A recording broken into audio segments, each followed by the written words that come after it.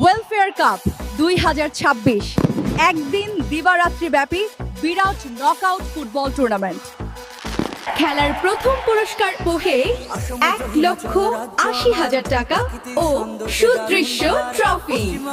খেলার দ্বিতীয় পুরস্কার 1,50,000 টাকা ও সুদৃশ্য ট্রফি। এছাড়াও সেমিফাইনালে বিজিত দুটি দলকে নগদ 20,000 টাকা করে পুরস্কারে পুরস্কৃত করা হবে না। এবং থাকছে সেরা দর্শকের জন্য ইলেকট্রিক স্কুটি, ফ্রিজ ও আরো অন্যান্য ধামাকা তার পুরস্কার।